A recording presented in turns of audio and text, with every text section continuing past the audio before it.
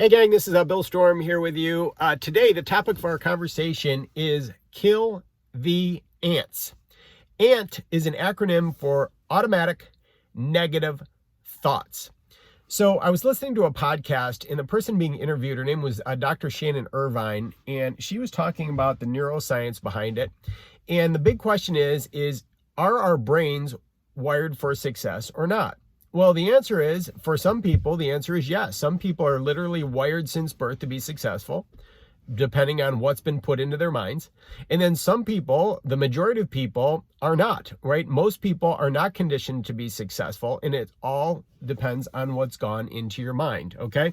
So she made this statement. I thought this statement was great. She said, if you're not where you want to be, it's because there's an automation in there, right? Between your own two ears, there's an automation in there that's not serving you. And the thing is it's probably not serving you correctly because you don't even realize that it's there, right? You're not conscious of the fact of how you've been conditioned over time. So here's what I want to tell you today. What I want to tell you today is, number one, it's not your fault, okay? It's not your fault how you were conditioned since you were a child, okay? But what I am here to tell you today is that can change. That's what makes the brain so amazing. So I want you to think about it like a roadmap, okay? Now, as you get conditioned, through your childhood and adolescence, teen years, and into adulthood, there's all of these things that are being told to you. And if those things are repeated to you over and over and over again enough times, well, your brain takes those as truth, right? That is the belief that it has, and it just automatically continues to keep serving those thoughts to you, and therefore you remain bound, right? You're literally stuck, by your thoughts.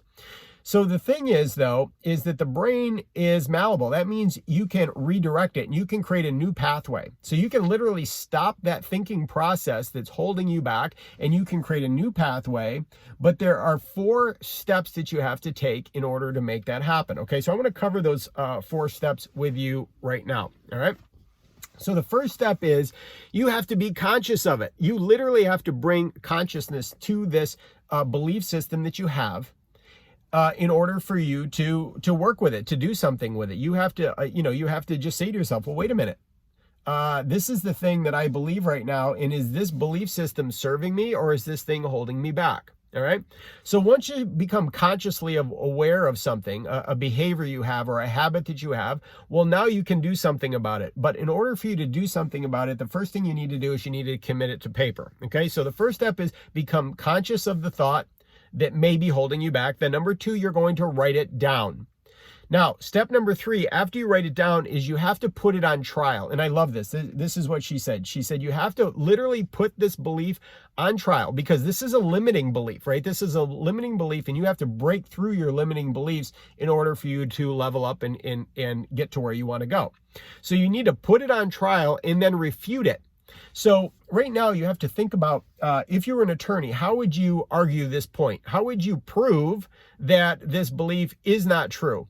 It makes me think of my daughter's boyfriend right now. He's actually in law school and he's always coming up with these things, right? Darren's always coming up with these things and he tries to create these persuasive arguments around things. And I told him, I said, listen, if you plan to be my son-in-law someday, I don't care what argument you come up with, you can't win with me, but good try anyway. But you get the idea, right? You get the idea is that you become conscious of the belief, this limiting belief that's holding back. You write it down, and then you're going to put it on trial, just like an attorney would, and you're going to refute this idea until you convince your mind that that belief is a false belief. It's something that's literally holding you back, and it needs to go.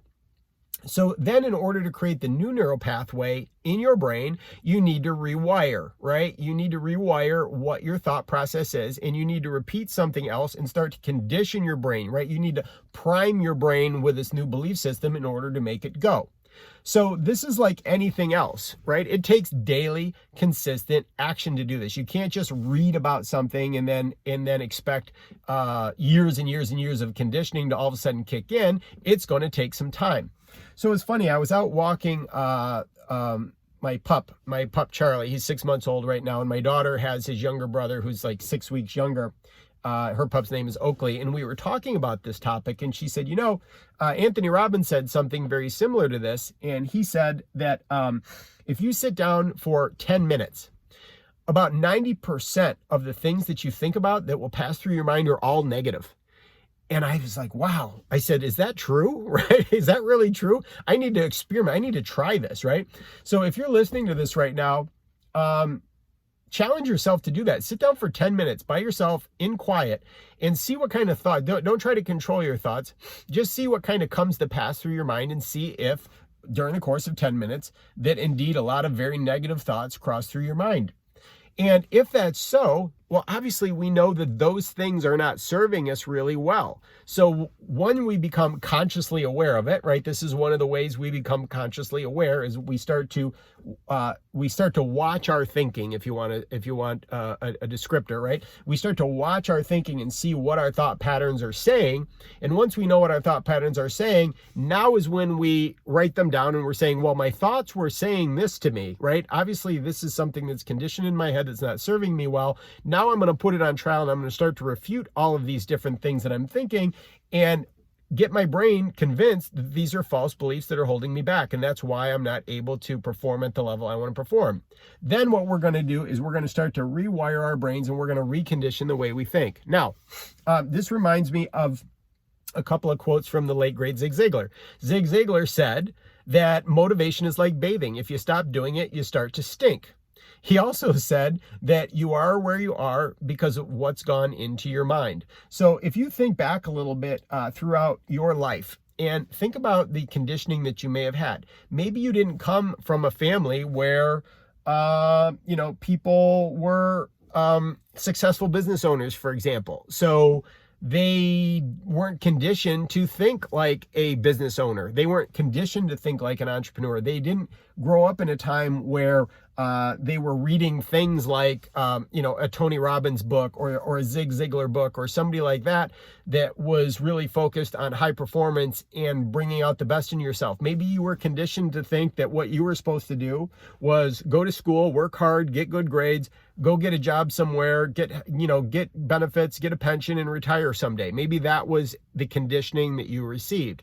And if that's true, it is what it is, right? It was what it was in those times. But now you're thinking to yourself, you know what? I've got more in me. I've got a passion in me. I've got something in me that wants me to do more and better. So what I need to do is I need to stop those limiting belief patterns right there in their tracks. And I need to start reconditioning myself to start thinking a different way. Okay. So have some fun with that exercise a little bit. Now, I want to pull up one last thing. And when you start to recondition yourself, okay, one of the things that I will say that will help you enormously is to hang around people that are living the kind of life that you feel you want, need, and deserve, right? You have to get around other people that don't have stinking thinking, right? And you have to have people that are thinking at that elevated level and in that level of consciousness where you want to be, right? Maybe there's nothing wrong with this other consciousness for someone else, but that's not for you. So wherever you want to be, you need to hang around people that are doing that. And then daily, you need to feed your mind, right? If you constantly feed your mind the negative, like listening to the news and all of the paranoia and panic and everything else that's, wrong with the world, well, that is conditioning your mind to accept those things as truth. But if you avoid those things and you start putting better things in your mind, now those things are going to become your truth, and those are going to help you take you to the next level. So there was a book that I read back in 2008. It was called You Were Born Rich by Bob Proctor. Okay. I think he was featured on the movie like The Secret, or even in the book The Secret. And that book really, there was a affirmation that was in there, and you were supposed to insert your name in there. In that book, I inserted my name, and I'm going to read you this affirmation because I found it. I found the book again, the PDF version of the book, and I went through to find this thing again, and I remembered why it struck me so much, because it really was all about reconditioning the way that you think. Okay. Now, the cool thing is a couple of years ago, I actually got to speak at the Bellagio Hotel in Las Vegas. And as I was going to get up on stage, I was walking past the store in the hotel, And at the same time that I was passing by, Bob Proctor actually walked out, and I literally ran into him. And it startled me, right? And so I looked at him, and he looked at me, and I said, man, I said, you're Bob Proctor, aren't you? He says, yes, I am. And I said, man, I said, several years ago, I read your book, right? And I said, there was one specific part of the book that really struck me. So I shared that with him, and I loved it because he said to me, without even missing a beat, he said, son, he said, if you love my book, you'll love my course. What's your number, right? So I gave him my number. It was a lot of fun. I thought he was really sharp and astute there to pick that up. But anyway, let me share this affirmation with you, and I'll close with that today. So the first part is you're supposed to insert your name. So I would put my name, Bill, okay? You are a child of God, and the being God made was never intended for the sort of weak, negative life you were leading. God made you for success, not failure. God never made anyone to be a failure. You are perverting the great object of your existence by giving way to these miserable doubts of yourself, of your ability to be what you desire with all your heart to be. You should be ashamed to go out amongst your associates with a long, sad, dejected face as though you were a misfit, as though you lacked creative power within, and as though you did not have the ability to do what your Creator sent you here to do. You were made to express what you long to express. Why not do this? Why not stand and walk like a conqueror, like David, who slew Goliath, instead of giving way to discouragement and doubt and carrying on like a failure? The image of perfection, the image of your Creator lies within you. You must bring it to the center of your conscious thought and express it to the world. Don't disgrace your Maker by violating that image, by being everything but the magnificent success God intended you to be. That is the affirmation I read in that book, and it gave me goosebumps and chills back in 2008 because I said to myself, now that's some truth, right? Everyone was put on this earth and has a calling. And as long as you tap into what that calling is, you just simply cannot fail. We just seem to forget that, and we start to believe what the world tells us to believe.